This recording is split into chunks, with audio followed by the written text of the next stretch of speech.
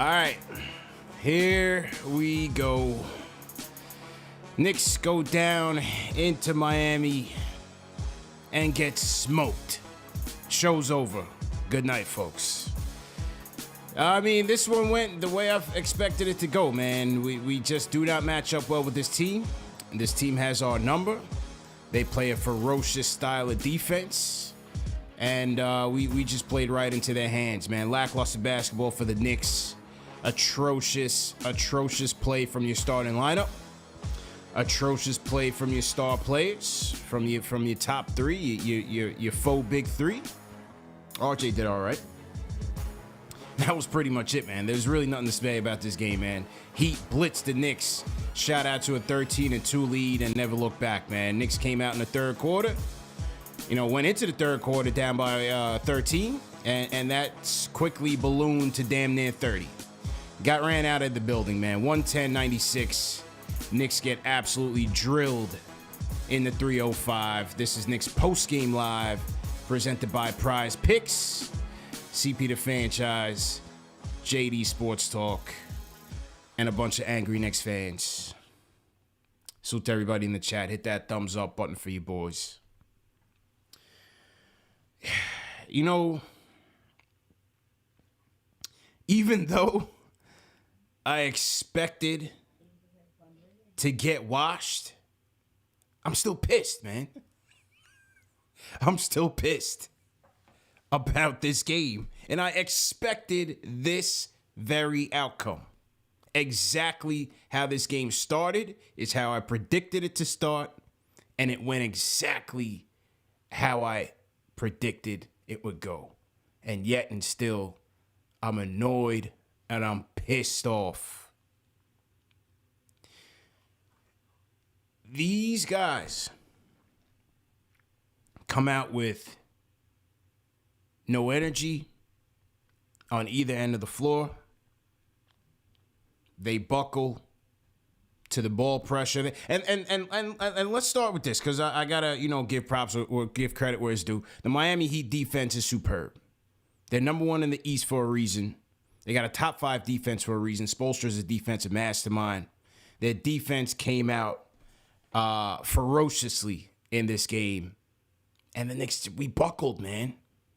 We played right into their hands with the turnovers, settling for one shot, one pass, one shot.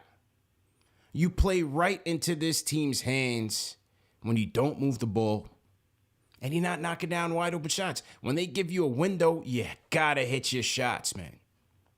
And on the other end of it, the way to slow them down defensively is to play tough defense yourself.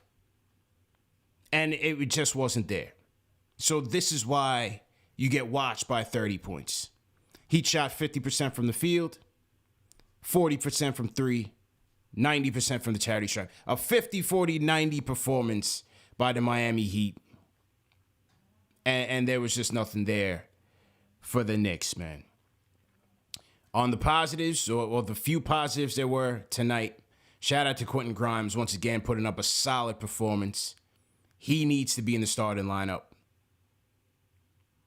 Shout out to Emmanuel Quickly for giving us a shot in the arm of the second unit. He needs to be in the starting lineup. I don't care, there's a debate going on. Is he a point guard? Is he not a point guard? He's energy. We need energy. We need defensive intensity. Quickly needs to be in that starting unit. The Kemba experiment needs to come to an end. And you got to get Quentin Grimes in there to go with RJ. Something. Inject some life into this team. JD, how you feeling, man?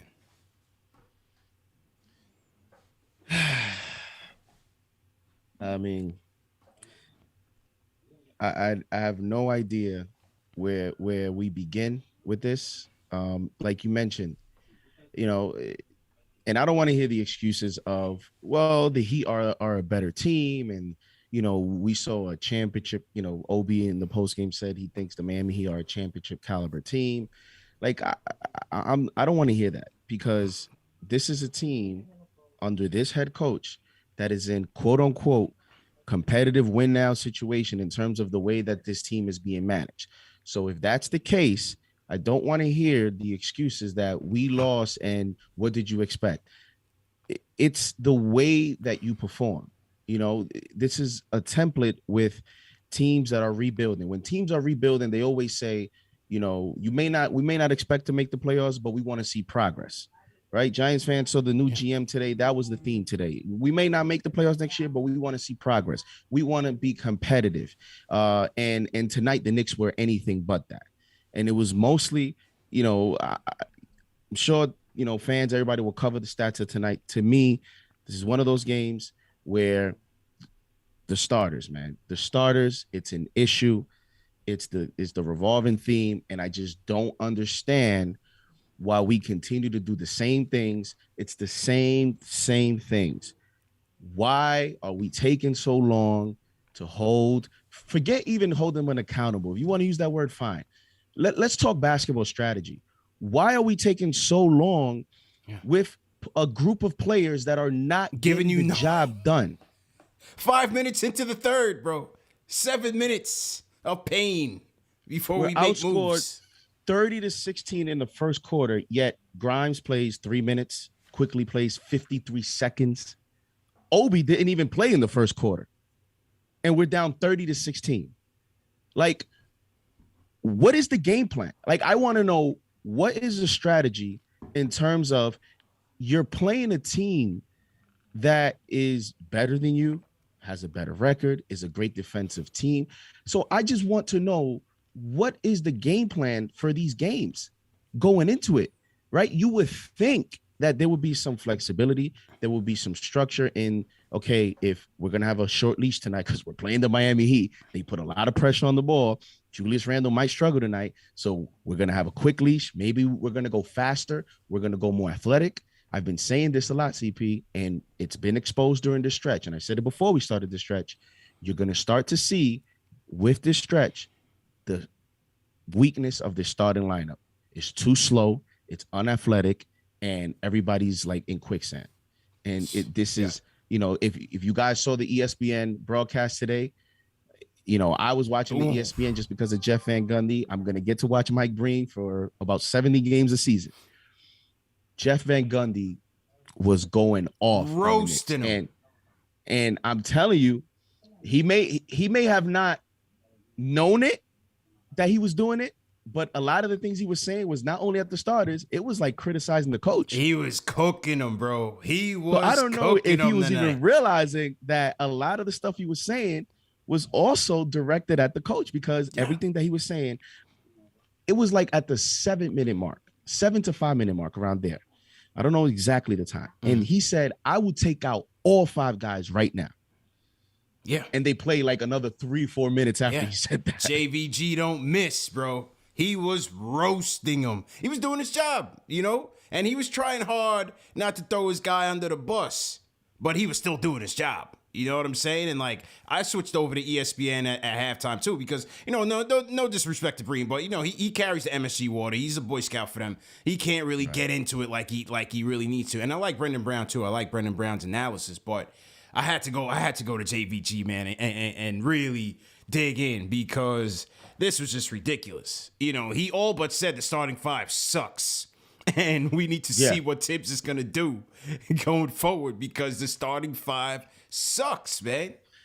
And how and I've been using the word template coaching. How can you look at tonight's game and not tell me that's not template coaching? Because it seems like it doesn't matter. It's like a movie script. Doesn't matter what's going to happen in the end. You know, you see what's the ending, the beginning, like it's doesn't matter if we're up by 10, down by 10, a tight game. Obi's not coming in the first. He might see the last few seconds. He's going to come in the second. Quickly, he's not coming in to like 2 minutes left in the first. Grimes is starting to get in a little bit earlier. And the first substitution he makes in the game is Alec Burks. Yeah. The first substitution he makes in the second half in the third quarter is Taj Gibson. It's Taj Gibson. Are you kidding me? Oh, man. You can't make it up. You can't make it up, bro. And listen, and what I'm saying is, you know, people could say, you know, JD, you know, Tibbs needs his players. I understand that. I understand there's a personnel issue here as well. But CP, we analyze these games on evidence. And the evidence is when the bench plays, when Quickly's out there and Obi's out there and Grimes is out there. And I know RJ has a terrible plus minus because he played with the starters. Yeah. But you also see when RJ plays with those guys, he plays better. He played better. The evidence tells you the team just operates better. And I'm not trying to say that by going that route, we're going to start winning games or we're going to be, a 4 or 5 seed. But what I am saying is what I've been saying consistently. At least you're going to get defense. At least you're going to get energy. And at least, even if these guys blow an assignment, so what? What? Yeah. They're gonna try to get it right the second time. You saw that with Grimes. Grimes on an out of bounds play, right? He tried to defend Duncan Robinson. He went under, got burnt. Duncan Robinson hits the 3. What happens the very next possession? Grimes gets a steal on the sideline. He was in the game, so he allowed himself to make up for a mistake as a young guy. That's what I want to see from everyone else. Let them make the mistakes, but you're at least going to see the effort. And I'm going to say this one last thing, CP. Leon Rose, tomorrow morning, you have to get on the phones and you have to find another destination for Julius Randle. I'm sorry. You have to find another situation for him. And to me, he's just not built for New York. And that's okay. Because historians, people that know sports, Yankees, Giants, Mets, other organizations, we've seen very good players come to this market and it just doesn't work out. And you know what? That's okay. That's okay. He'll probably go to a small market and put 20 and 10 and play much better. And that's totally fine. Right? But this is not, he's cooked, I don't see this going well. Because even if you say, JD, be patient and let's see if the Knicks make a move, CP, what's out there right now, I don't think is impactful enough to come in and make a difference to him. In other words, if we get Jalen Brunson tomorrow, Jalen Brunson is not going to all of a sudden make Julius Randle play like last year. It's not going to make a difference. De'Aaron Fox comes in here. De'Aaron Fox has to figure out a way how to impact games himself. Dame, that's not happening. So who's out there for me to be confident and say, you know what, maybe we should be a little bit more patient and surround somebody else next to him? It's not happening. The only way that you can do it, in my opinion, which I haven't seen Tibbs do it enough, if we continue to stay with this roster, you have to play Julius. And I've been saying this, CP, play Julius with the young guys, play him with speed. Stop playing him with Burks and Fournier, slower players. Yeah. It's not going to help him. Go small. Put Obi next to him. At this point, who cares about the defense at this point? Have enough defense, enough energy. Like, people act like, I know Obi blows assignments, but sometimes people act like this guy gets scored on every possession.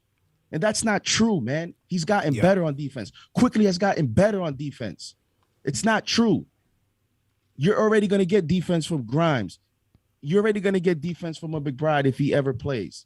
I mean, I don't even think Cam Reddish even cared to play tonight because he didn't even seem engaged when he came in. And who knows? Maybe he's like, yo, you putting me in down 20-something? Man, forget this. Cam was checked out. Van Gundy took him to task on that little sidestep 3. But, still finished. He got his 6 points in, got his feet wet. And then when he scored, driving to the basket, he hit that 3. Van Gundy also noted the tantalizing potential of this kid. Yeah. And he plays, right? And I know, people been saying that be patient, there's a plan, whatever. If you're putting him 5 minutes, bench him the next game, and then tonight play him in a blowout, I ask, what is the plan? If you're willing to play him in these crazy situations, is there really a plan? Do the Knicks even know what the heck they're doing? Do they know what they're doing? Or they just are praying that something happens in the next 15 days on the trade deadline? I mean, and that's the main thing here. There's a lot of confusion, not only to the Knicks fan base, but maybe to the coaching staff, to the players. I'm sure the players are confused because one night Kemba's playing, he's not playing. Derrick Rose, we don't know when he's coming back. Noel is playing one game, he's not playing. Noel, like, give me a break. What's going on here? Give me a break. What direction are we going? That the whole Noel thing was a bad decision. The Kemba thing is handcuffing the team because he's here today, gone tomorrow. Ineffective. You took the under on PrizePicks. I like the under today on PrizePicks because I didn't think he was going to be effective today at all, and he wasn't. It's bad, bro. You know, we definitely need a lineup change. Julius needs a change of scenery. It's all bad right now, man. And it's not getting any better. We got Milwaukee on Friday. Milwaukee was getting embarrassed by the Cavs early. I don't know what the final score was there, but you can bet that they'll try to take it out on us Friday night. And then you got to go out west, man. It's going to get ugly.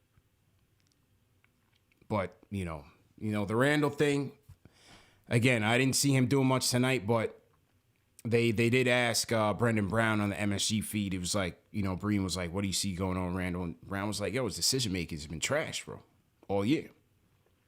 Decision-making, he's been lost. He's been absolutely lost, man. Everything is down. The threes, the mid-range, their shooting percentages, body language, whatever you want to call it. He might be even worse than the first year he got here. And that's saying something. It's not good. Not good. But again, that's the issue you have with making him the number one option on your team. It's just not gonna look good, man.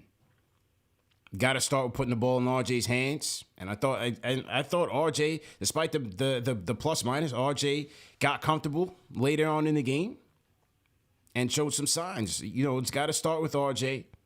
You got to take Fournier and Kemba out of the lineup, starting lineup, and inject some energy in there because tonight is another night where you go up against a more athletic team, a versatile team, and they just make us look silly out there on both ends. And like I said, give credit to that Heat defense because I already knew how they were going to play us tonight. And we play right into their hands, bro. We have no offense. We have no off-ball movement. We're last in the league in cutting. So you play right into their hands. Now, the one thing that the Heat do, because they're so aggressive and because they're doubling a lot, you're going to have open looks from three.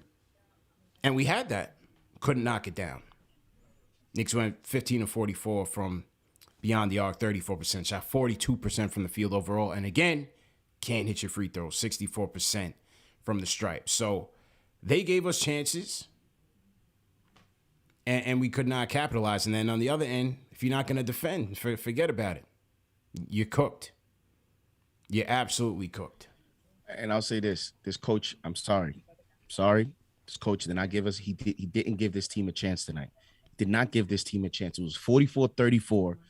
Why Obi in the second quarter goes 3 for 3. Again, here's another game where he gets the 3-point shot going early. Yeah, I talk about when you have a player that has a weakness in a certain area, whether it's a player that is not a good defender, and now he's playing defense. A player can't shoot a jump shot, and now he's making a jump shot. A player can't shoot a three. Yeah. Now he's making a three. Those are the confidence opportunities to extend that experience for that player so that player can feel confident in those opportunities, in those situations. So here's a game where Obi, against a tough Miami Heat defense in the second quarter, hits a three, goes 3 for 3, has 7 points, has a few rebounds, is giving you energy. Jeff Van Gundy is noting it, and then you take him out. Why? Why? Bro. I mean, we're supposed to be in win now mode. So why like, it's just head scratching. Like I said, the strategy and the game plan. If you want me to buy in that this is win now, can we start making moves and start playing these games like it is win now? That's all I'm saying. Yeah. Because I keep saying it. Playing the young guys is not for me. I know there's a crowd that wants to tank. I am in the crowd of young guys with a mix of the vets, but don't be playing these vets so many minutes. It's all about substitution patterns. Lineup combinations matter. They matter. They matter. And I don't understand how you continue to see stretches in games where a certain unit, a certain lineup, a certain combination just gives you more fight, gives you more heart. Mm-hmm. and then you want to go back to the same starting five that got you to the point. Like I just don't. I don't get it. I don't get it. And I hope maybe tonight with Jeff Van Gundy, maybe this game being a national televised game, because in that fourth quarter, Jeff Van Gundy and his partner there were talking a lot about what will Tibbs do. Right. Yeah. Tibbs make changes. What will he do with this lineup? And this was a national TV game, so maybe this pushes Tibbs to do something.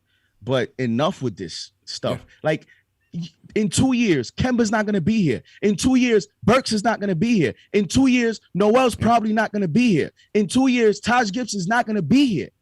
So what are we doing? I don't understand it. It's very frustrating. Frustrating night, man. Salute to everybody in the chat. Once again, hit that thumbs up button for you boys. Knicks post-game live presented by PrizePicks. Knicks get scorched, torched down in Miami, man. 110-96. Shout out J. Cal, Jason Calcanis. $50 super chat says things are so bad. Folks are talking about trading for Ben Simmons. Van Gundy sees it. You have to send a message. Bench Randle, Kemba, and Fournier on the next game. Just looking ugly out there, man. We got 2,200 people in the chat, man. Let's get those likes up. Hit that thumbs up button for you boys. We're gonna get to the phones in a little bit. Let me see who's on the Discord that wants to jump in here. I see some new people in here, so let me get some of these guys ready. I see Josh B. Josh B, you're gonna be on deck, but first up on the phones, I gotta get to my guy, the return of Ron Cleveland. Ron, it was only right we start with you first, man. Let's go. How you feeling, bro? Man. He's back. CG. He's back. Let's go. JD. Let's go. Man, I couldn't wait to get on here tonight, man. I told the missus, hey, I'm going all in. I probably needed to go in the garage, how hot I am right now with this team, man. What I saw tonight, man, Jeff Van Gundy hit my sentiments all on the head, man. Like a perfect, just telling it how it is, man. He went at everybody. And something that stuck in my mind tonight that he said, man, and we all been watching the same thing all season long. The lack of energy, the lack of effort, the lack of care from this team. I've never seen a Knicks team that's just as soft as Charmin, soft as 90-day-old dishwater, look like they don't care, don't have no heart. Yeah, I'm saying it all. The whole team is soft, with the exception of a few players, and that's our young guys, man. Mm-hmm. Our young guys, I've never seen it where your second unit is better than your first unit. I've never seen that in sports, period. And it's really sad to look at. And JD, you stole some of my thunder, man. You stole some of my thunder.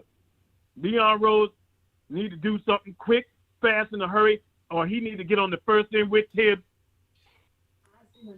I'm out of here, out of LaGuardia. It's sickening to watch this night in and night out. No accountability. And I looked at this game tonight.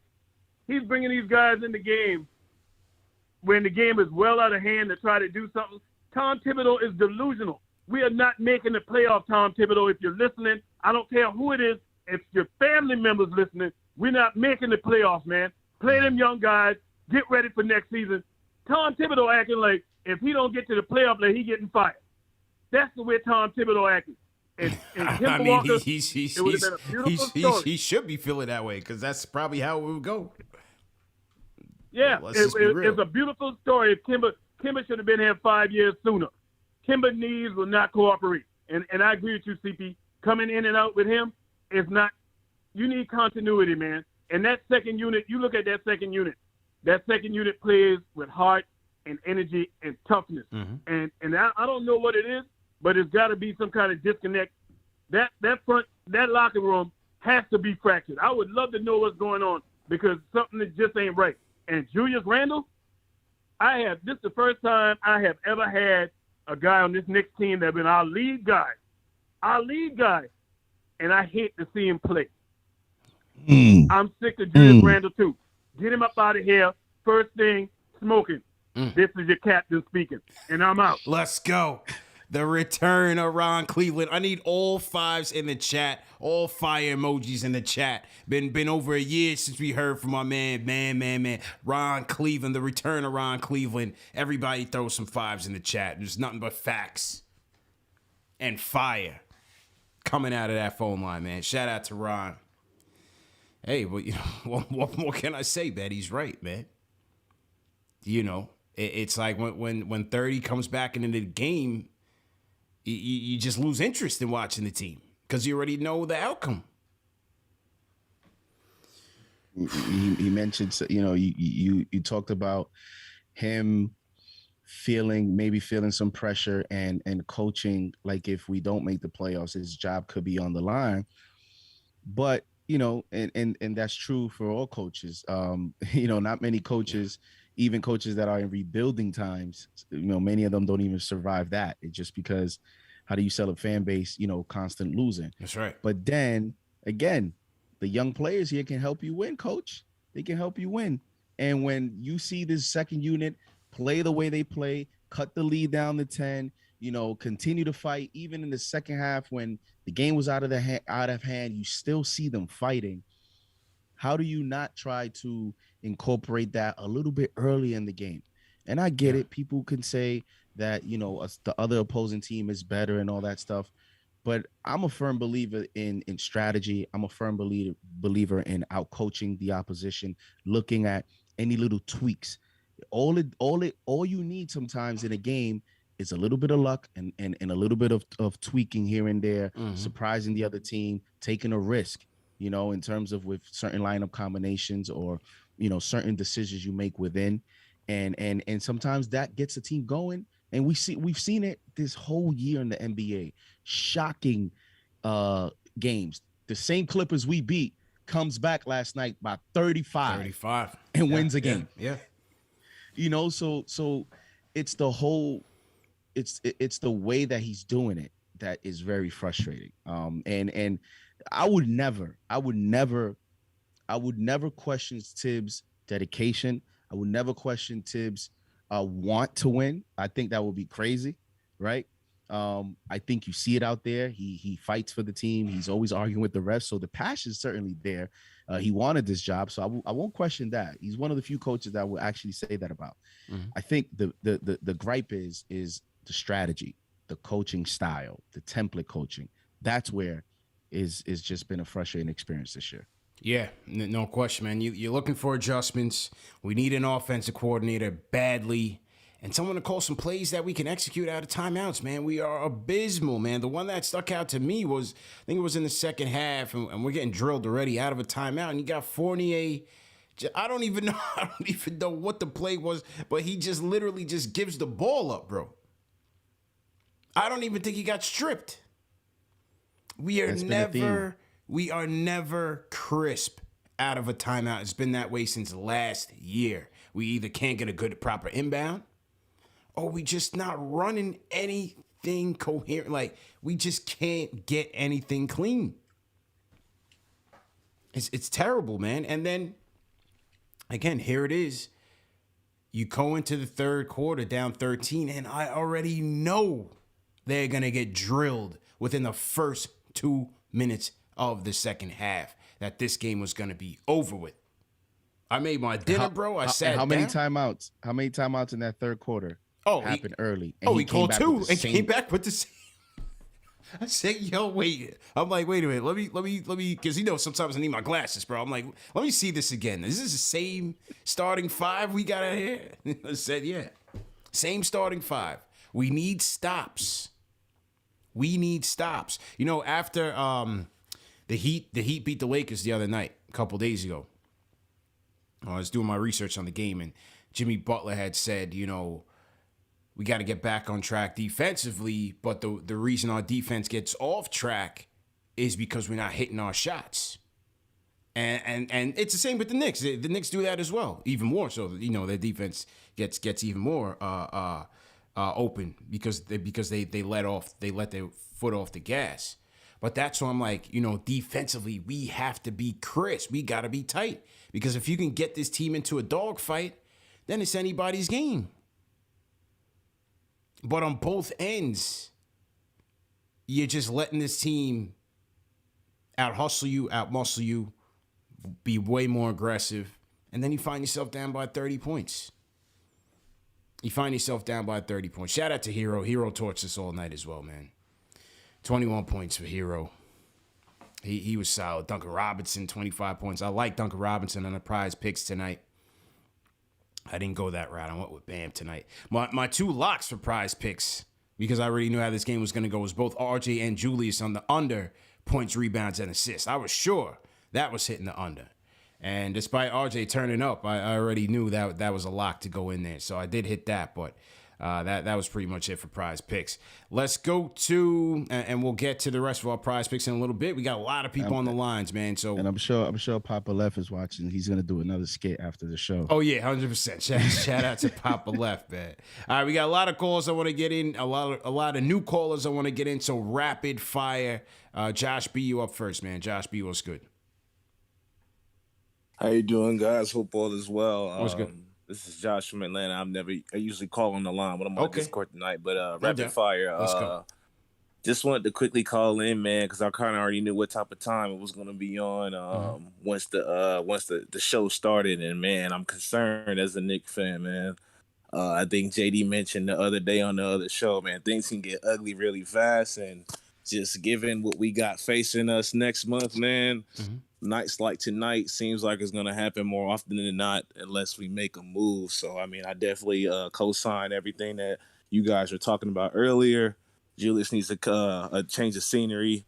We need to make some changes here, or it's just going to be painful, man. I'm not looking forward to this next month of being a Knicks fan, because I watch every game, and nights like tonight, it just hurts, man. It just really hurts, but you know, all we can do is try to look forward to the positives, you know, watching RJ and the other young guys grow. But, man, I don't know. Starting unit needs work, man. Yeah, but that's what I had tonight, man. You guys have a great one. Try to fight through this, man. A lot of guys going to be talking like me tonight. Yeah, this is going to be tough, man. That's why we need rapid fire. So appreciate the call. Definitely appreciate that. Josh from ATL. Anybody from ATL, man, rep your cities in the chat. Throw your cities, throw your flags in the chat, man. 2,400 people in the chat, man. I don't know if you're Knicks fans or just people who want to see Knicks fans wallow in their misery on a loss. You know what I mean? My guy Evan Robertson, WFAN, says he loves this show, but he loves it better when we lose, you know, because the calls get more passionate and more animated, and you know, it's a tough night. Definitely a tough night. Emil Beaumont-Sor chucks in a $5 Australian super chat. Says, I need to give a super chat to shout out Ron Cleveland. That was like the Rock's return at WrestleMania. Welcome back. Hashtag trade Randall. Hashtag 5-star call. Okay, back to the phones we go. Let me hear from see anybody new. Juan from Highland Falls. Ron, what's going on? Hello, can you hear me? Yeah, loud and clear. What's going on, bro? All right, man. How you guys doing, man? CP, I have a proposal for you. A trade thought. Okay. I know you might not be a big fan of it, but just hear me out. Yeah. Randall, Noel, and Kemba to the Rockets for John Wall and Jayshawn Tate. What do you want to do with John Wall here, bro? Hey, John Wall, I know a lot of people count him out, but he averaged 20 and 7 last year with the Rockets. And if anything, you know that John Wall is hungry, and you at least only have him for next year, and you can flip him, but you get rid of Randall's contract, you get rid of players that aren't making impact. You got Jayshawn Tate that will be a good, energetic four. And at the end of the day, you can play Toppin, Grimes, everybody. You know, one thing that I see that the Knicks don't play is they don't do the pick and roll. They could do pick and roll with Mitchell Robinson, Obi Toppin, even Randall. But for some reason, Randall this season is just not the same guy. And I think if you can get rid of him without giving up assets, I think it would really be a fair trade. And then we can, you know, what do you think? I think that's a terrible trade, bro, but thank you for the call, man. Let's go to Zion from New York. Zion, what's going on, bro? Hey, what's up, CP? What's up, JD? How you doing? I don't know what that last caller was talking about. We got tomatoes flying in the chat, man. I had to save him from himself, bro. I don't know what that was about, but yeah, today, Coach Thibodeau's, man, he needs to figure out his rotation, bro. When Randall in the first quarter took that contested three, like step back, I knew that he wasn't gonna be on. Then Kemba, Fournier, Randall, they out here playing defense like they're in retirement homes, man. My grandma could probably blow past him and shoot a layup on them, man. It was disgusting. Then, you remember Jeff Gundy? He was like talking about the definition of insanity, about div rotations, because he's always going with these guys and never keeping them accountable, and it's really frustrating, man. And I remember I was with my boys watching, and when he put in the lineup with Obi, IQ, Grimes, RJ, and Bitch, I was like, okay, this is a good lineup. I like and they cut it to like single digits, I think 9 points. Then he subbed them out, and I told him, I was like, all right, we going down by 30. And that's what happened. Yeah. And when he called those like multiple timeouts in the second half, I thought he was going to make an adjustment, like change or a rotation. I was screaming at the TV, like, Coach, please sub them out. But both times out of timeout, he keeps Randle, Fournier, and Kemba. And, man, those Jimmy Neutron boys on the Heat, they were just dropping threes on us all game, man. All game, man. All game. Appreciate all the game, call, man. my guy. Yeah. Hang in there. Appreciate it. All right, man. Okay. Knicks get smacked up 110-96. Knicks postgame live presented by PrizePicks. CP the franchise here. JD Sports Talk. So to everybody in the chat. Hope everybody's doing as good as you can, man. It is a tough loss for sure. I want to make it a good night for some of our fans here. And as I said, I'm going to be giving away, as I said last night, we're going to be giving away 4 copies of Blood in the Garden, the flagrant history of the 1990s New York Knicks, man. My guy Chris Herring was here yesterday. We had a great session, a 2-hour session on the 90s Knicks, man. It was a great show. And one person, King Deej, actually won 1 copy. And tonight we're going to give away 4 autographed copies of that book. TM, if you have the link to the sign-up form, go ahead and drop that in the chat so people can sign up, and then we'll announce the giveaway at the end of the show. It's going to be the only positive tonight. Yeah, that's it. That's what we try to do, man. We try to balance out the L's and make sure people go home winners. You know what I'm saying? Make sure people go home winners. So, all right, here we go. Mike Maldonado says, great interview. Definitely appreciate that, Mike. Okay, Joe from Shaolin, Joe from Staten Island. Joe, what's going on? Yo, what's up? CP, JD, what's good? What's good, bro? How you feeling? Yeah, we go on this, rapid fire. Let me just go on a little rant real quick. Okay. You see, Tibbs, my guy talks about accountability all the time. I actually watched the game yesterday, the Wizards versus the Clippers. Mm-hmm. These guys were getting punched by 30 points at halftime. What did Coach Ty Lue do? He's someone that talks about accountability. He benched all of his starters from the start of the half. Put in his bench. What did his bench do? They came back from 35 down, second largest comeback in NBA history. I knew the minute that the second half started, they were getting punched. Randle, he comes in, he doesn't show absolutely no energy. Kemba, with all due respect, that man's career is coming to an end. And Fournier puts literally the epitome of European players are soft. I last game, they played the Cavaliers. I seen a play where bro literally just did not box out a player. Watch the guy grab the rebound, was just standing there and like he was paused on the TV and just didn't play absolutely no defense. I mean, these guys are actually horrible to watch. They're so boring, so unathletic and uninspired to watch. It's like, not a good mix, bro. Change these rotations. It's not a good mix. Rotations, man. Yeah. Just change these rotations. Like there's no way on Friday they play the Milwaukee Bucks, and this is the starting 5. There can't be no way. You guys just got embarrassed on national television. There can't be no way. And yeah, like JD said, I think I called in. I had this little battle of the fans with Jay from Florida. Mm-hmm. Randall's not built for the city. He's not. The guy he looks shell-shocked out there. He looks like he's aged about 20 years in just the last 3 months. I mean, you got to get him out of here. I don't know what you can get for him. You don't like to trade assets while they're low, they're not at their highest value. But at this point, he is literally a cancer to the team. He's the most inefficient, high-usage player in the league. That's a fact. Worse than Russell Westbrook. Yep, that's a fact. Appreciate the call. And once again, Julius Randle ducked the media today. According to Mark Berman of the Post, Knicks did not make Julius Randle Soft. available for comment. Soft. Did not make available for comment, bro. He's cooked, man. Get him out of here. He's cooked, bro. That man is cooked. Can't even talk to them. That man is cooked. And I'm one of those sometimes that I'm always pro player. I'm always pro player. Mm-hmm. And, but sometimes, in times of crisis, in times of chaos, in times of adversity, Yeah. you need your leaders. You need your leaders, bro. To step up there. You need your leaders to go. RJ's after the game, talking about how I need to hit my free throws. A couple nights ago, he went 5 for 10. And he told, I'm going to fix it. And you could tell he's frustrated as well. But he's going up there. A 21-year-old is going up there. He's the lead guy of our whole roster. He's the one that's going up there and taking the heat. And, okay, so we win against the Clippers. I think that's the game he showed up, right? Yeah. I think that's the game that Randle showed up where he said that the Knicks didn't make him available was the Clippers. Yeah, game, right? yeah.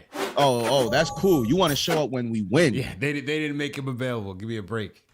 But you don't make him available? I don't think he was available the last game either. Guy and said, Greg, I don't want to talk to the media. Greg told me that he's not available. Simple and plain. Simple and plain. They didn't make me available? No. You told them you don't want to do it, and they covered for him, as they would. Simple and plain, bro. Yeah, that's what, in sports, there's a game or two, that's fine. It's an 82-game season. You had a tough loss. You had an embarrassing night. You didn't want to talk to the media that one night. That's fine, because I get it. But this is now how many games? All losses? And you don't want to talk to the media? That's foul. That's crazy. That's a bad look, bro. And we are enabling that behavior, not only on the court with continuing to play him when we're playing like trash, and he's the leader of that trash, but we're enabling that behavior off the court now. We're over here taking the fines for him. Like, what is this? It's not the Knicks. This is not the Knicks of, last night's show was so great, man. You did 2 hours on it. That could have been 3, 4, 5, 6. Yeah. Because, man, you talk about the difference between last night and tonight, the identity of the content that you put out there for the fans last night with the 90s Knicks to what we're seeing this year. It's just it's terrible, man. It's frustrating. This is your leader. It's not good. We're like what? We're only like 3-4 games under 500. Yeah. You want to come up with, we go on a 5-game winning streak. We're right there. But this feels like it feels like we're like OKC. It's like we have OKC's record. It's like we have the Pistons record. Like, that's how I feel tonight. Yeah. 100%. Like, you could make the argument we're still within distance, but I feel like we're the Pistons. Like, it just feels like we have. Like, it feels like the 22 wins that we have don't feel like we've done anything. Like, we haven't grown. From today with those 22 wins, what can I say that I could look forward to? Yeah. Other than just continue to want to see some of these guys play. Like that dunk from Jericho Sims, that was beautiful, man. But I'm only seeing that on the G League. I'm only seeing that G League highlights. I didn't even see it, but I heard it. And then I looked up, I was like, oh yeah, that's Jericho. You know what I'm saying? My man jumped, he went from the roof all the way down.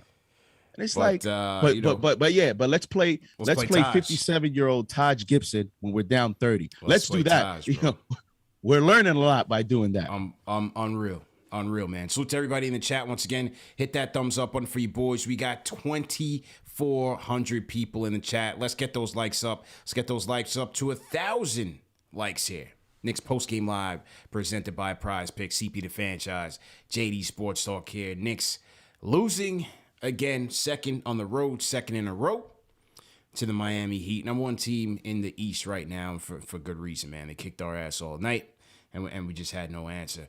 Dre and Marie, $5 super chat says, have you noticed whenever Tibbs does bench Randle, he benches RJ too? Despite having a good game, the coddling of Randle is ridiculous. No, I mean, I think, you at times like he did in the second quarter, you see RJ running with that second unit. I think when he did take them out, the game was getting out of hand. The game was definitely getting out of hand. But give credit to RJ for hanging tough. Despite a bad game by the team. I thought RJ had some some good moment. I like him and Grimes, man. The future wings of the team, which should be the now wings of the team. About RJ RJ and going Grimes, at bro. Bam.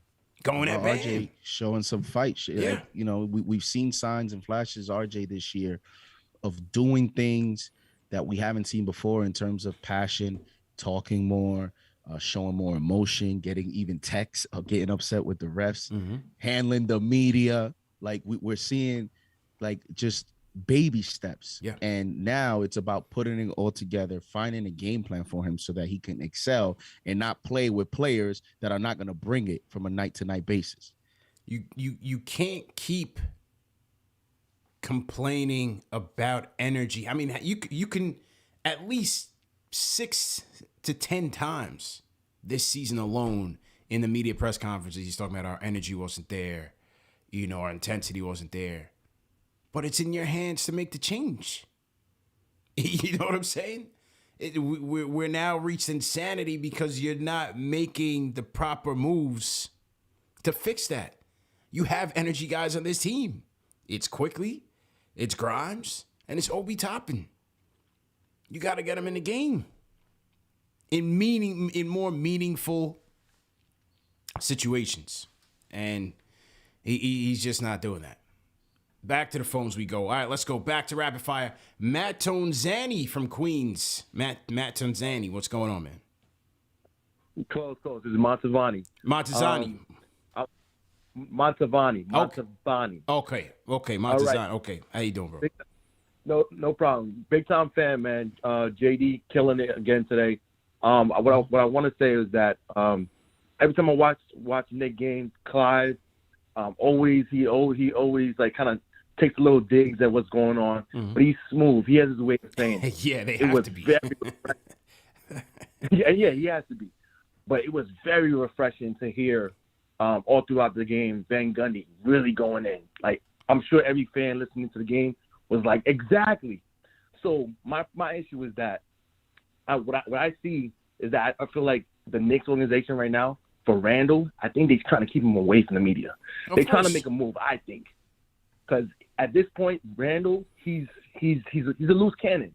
So I feel like he's more the type of showing his frustration, say something he doesn't want to truly want. He wants to say it, but it's going to devalue his trade value. So they're just trying to keep him away from I just don't think. No, I don't think it has anything to do with that. They just don't. They feel bad for him, man. They don't want him to face the music because they know Berman, Bondi, and those guys are going to eat his lunch, man. He's going to have to face the music. He deserves it. And the last thing I want to say is that last season was a fluke season. The parameters wasn't the same. There's so many different factors, less games and so forth, no fans, whatever. We are not a win-now team. Everybody got better. There's no reason why we shouldn't be playing the young guys. Let's develop. We're 11th spot in the East. Let's develop, man. We're not winning right now. So Tibbs need to figure it out. Let the guys play, and let's keep it going. Knicks fan for life. Yeah, appreciate it, man. Appreciate it. I totally butchered my man's name, but I apologize, man. I don't know. Edgar got it written some way. You say it another way. My fault, bro. My fault. All respect, man. All respect. Totally butchered that guy's name. But good call, though. You know, I enjoyed his passion, man. Will Mack, go ahead and unmute your mic on the Discord. Will Mack, what's good? Hey, how you guys doing? Good, what's good, bro? First time calling on Discord, but had to call in after this Knicks loss. Yep. I think it's really disappointing right now, just because in the beginning of the year, we were 4th seed last year, and that was really the first year in the past decade where I thought, we got to build on this. So I was cool with bringing Fournier and Walker just to build it up, But after this point of the season, I think after this game, it's finally time for me to give up on kind of the vet move to push the Knicks. I'm so sick of them losing, but to kind of go young. Speaking of young, last point that I'm going to make, a lot of people have been talking about it, like Mitch, although he won against Adebayo today, was totally taken out of the game.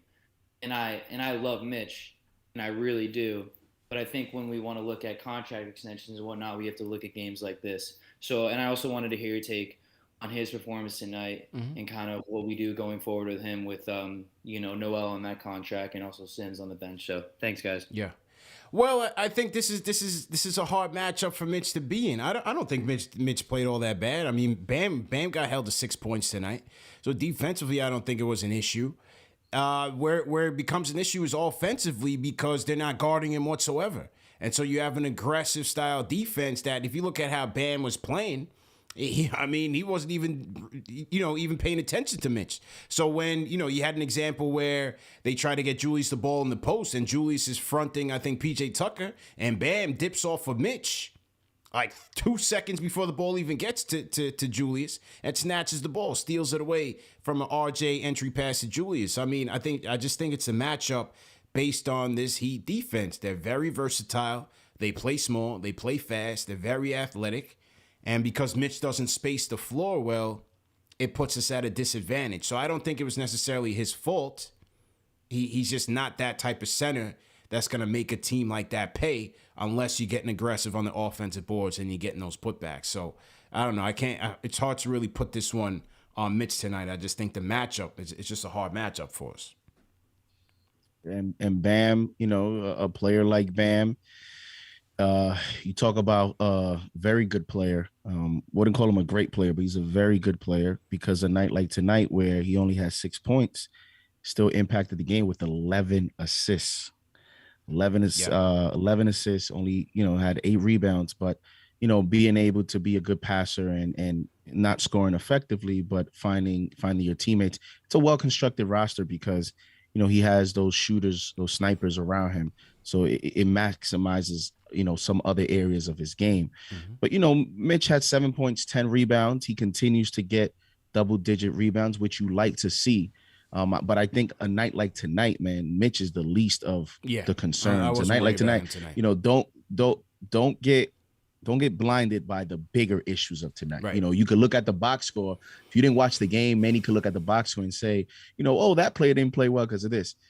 Nights like tonight, you have to watch those games to really see where the big issues came from. And it was top to bottom, your starting unit, your best players, your quote unquote leader. Go to 9 and 27 from Walker, Fournier, Randle. This is a repeat. This is a broken record. Walker, Fournier, Randle, 9 for 27. This wasn't on Mitch, man, by any stretch.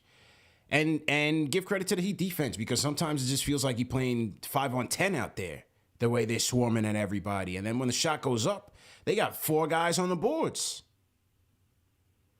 It's I'm telling you, this game went exactly in terms of game plan strategy, this game went exactly the way I expected them to attack us, and we just wilted away, man. The Heat are number 1 in the league in allowing field goal attempts by the opponent. That's right. Which that means you're not going to get as many shots up as you may get against another team. So playing the Miami Heat, possessions are paramount because you may not get many. That's a fact. And they'll give you the 3 because how aggressive they'll play, but you got to knock them down. When you get that window, you got to knock them down. And we just didn't have it tonight. And conversely, the defense wasn't there tonight. So that's why you got the results you got. Okay. I see Ari's itching at the bit. Ari, we're going to close with you tonight, man. Like I said, we're getting to new callers. We got a lot of new callers tonight. I want to get to the new voices tonight, man. Get some more people involved. So just hang tight, bro. We'll get to you. We'll close with you here, but I want to get to a lot of the newer callers that we have here. Okay, salute to everybody in the chat. Once again, hit that thumbs up button for you boys. We're going to get to another caller and then go to our prize picks of the night. Let's go to Michael White in Ohio. Michael White, what's going on? Oh, I'm just hanging out. Okay. Tibbs is the problem. I didn't get to talk to you guys a few weeks ago. I was trying to get on the Discord and I couldn't get in. Mm-hmm. But Tibbs doesn't seem like he cares about winning. No, I wouldn't say that, man. I just think you have an old school head coach who's stuck in his ways, literally stuck to the point where he's not flexible. Of course he cares about winning. He's a basketball lifer. That I can't question. I can never question his passion for the game. But I can say has some of this maybe passed him by. because from his offensive system to his lack of rotation adjustments, which is night in and night out. You know, even a guy like Quentin Grimes, who he claims to love, is getting in the game way too late. And you have defensive weaknesses abound in the starting lineup, all over it. One thing that Tibbs did a couple weeks ago when he called Obi, I was really offended by that. Mm-hmm. He called Obi a backup quarterback. Mm-hmm. And that wasn't the right thing to say about the person. After he had a reasonably good game, too. I mean, he's just a backup. I told you this wasn't going to, you know, he's an issue. Yeah. And until they replace him, he's going to have to be replaced. He shouldn't even be saying that about a player like Obi. Obi practices every day, works as hard as he can every second he's on the court. And you would say that about him. Yeah. Yeah, well, I appreciate the call, man. Look, Obi had a great game today, you know. Problem is, the organization handcuffed the situation by bringing a guy that plays the exact same position of the other guy that you invested in to go forward into the future with. It's a problem. One or the other has to go. They're never going to coexist. As long as he's coaching this team, they're never going to coexist. And I said it last year, they botched it completely. You had needs at the wing. You had needs at the guard spot. They went and took them. They botched it. It just is what it is. We're going to have to see how this thing gets resolved. Tibbs was right, though, and the caller saying that. He was right when he said that, you know, the backup quarterback, I don't know if Tibbs realized we also got backup quarterback starting. So 100%. That's the part that he might have missed out on that statement. 100%, man. It's all bad, bro. It's all bad. So to everybody in the chat, once again, if you guys are new in the chat, we're getting to a lot of new callers tonight. Leave us a hashtag new, and we will we'll shout you guys out, man. If you guys are new in the chat, type in hashtag new, and we will shout you guys out. CP, very quick. Mm-hmm. It's funny though how things could turn around. Because, you know, we've been talking about maybe Obi is the odd man out. Maybe Obi is the guy that's going to get traded. They've invested in Randle. Mm-hmm. But this is so bad, CP, and Obi's starting to show some life. Maybe it changes. Maybe Obi's not the guy that has to go because this is they botched the pick. Maybe Randle's the guy that has to go. Yeah. And you figure it out from there because, you know, we've talked about how there's no path for Obi. He's playing 11 minutes, but he's playing very, very well. And he's showing at least that, you know, you can get something out of him. You can carve up a role. You can design a role for him on this team that can be productive to the future of this team. I don't know that you see that from Julius Randle, even as he's about to start his contract. The Knicks may have to, you know, Leon may have to rethink that situation between those two guys. They may have to flip-flop what we initially thought was going to happen. Yeah, the guy's broken down completely, bro. And like I said, he's worse than his first year here, and that's saying a lot. That's saying a lot. Just because I was trying to get him up out of there from those times, from those days. Fans of the show who were listening. And keep it real, that's why he don't want to come on the show.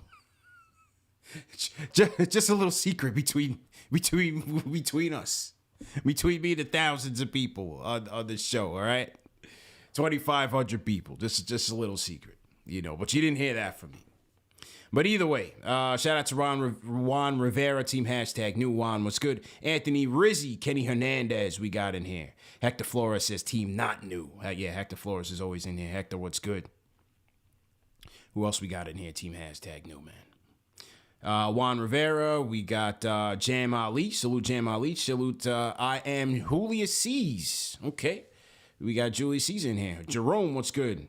El Shaq Allah, what's good? Keith the Change. We got a lot of new people in here, JD. What you want to shout out, bro?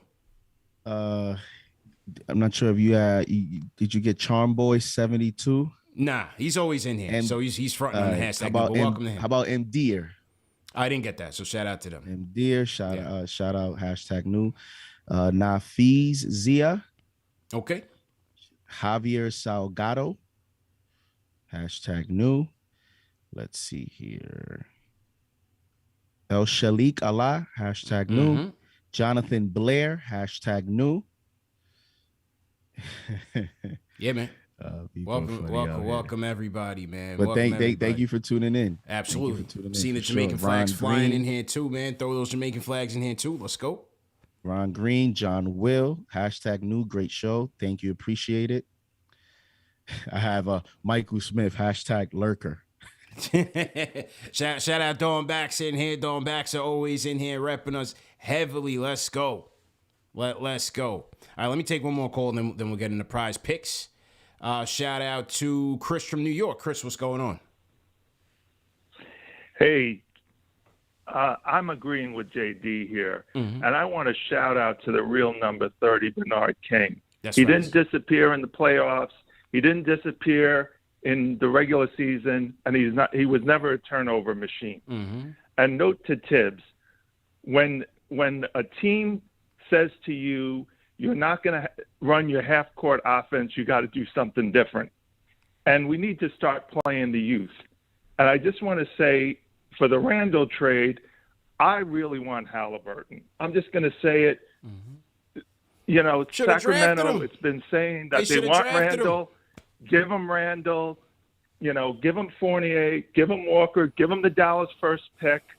And get Halliburton here and see if they'll give you Hield and Barnes and flip them for some assets. I think that's a perfect trade.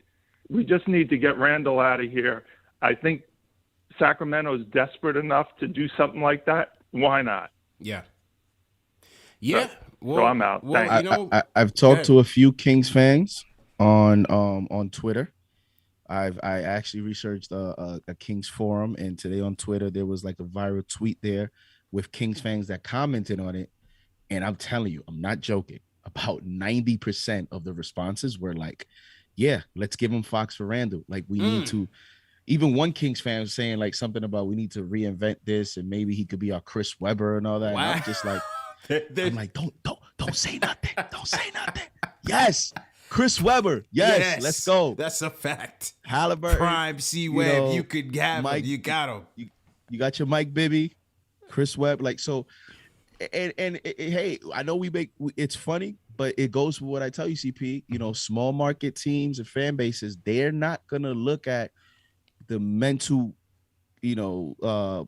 just challenges that he's facing on the court in this market, in their market, because if they see a player and they see the stats. A lot of fans don't watch. I can't tell you I watch every single game of De'Aaron Fox. You know what I mean? So we go on a general basis, general evaluation. But, you know, a small market team would embrace a Julius Randle. It's just about, you know, can you make it work and when? Yeah. Because as the salary caps grow, you know, maybe his contract will be easier to move. It's just, I don't know if this front office is thinking that that's something they have to do now, but it's turning so up. CP, we're not at the Garden yet. We have one more game. I think it's the Bucks. Got the Bucks. This is. Hey, Julius, you don't have to tune into the post game, but man, I think he's doing it worse. And I said it when we had this debate here when he did that with the fan base, and I said you're not going to win that battle in New York with the fans. Once you do that, you put that target on your back. And now that you're doing this in the face of adversity, man, it's only going to get worse, man. So only going to get worse. Hope we win that next game at the Garden. Absolutely. Shout out to Chris from New York for the call. Great call, Chris from New York. JD, let's get to the money tonight, man. Knicks were losers, but we try to be winners on this show, and that is through our presenting sponsor and PrizePicks, man. What is PrizePicks? PrizePicks is daily fantasy sports made easy. PrizePicks has the best daily fantasy NBA props than any other prop operator out there on the market, man. And what do we mean by props? It's simple. It's a game of overs and unders. That's a game that JD, myself, CK2K play on PrizePicks, and it's very simple. To sign up, you go to prizepicks.com, enter promo code KFTV at the sign-up screen, and they're going to match your deposit up to $100, so it's a great deal there.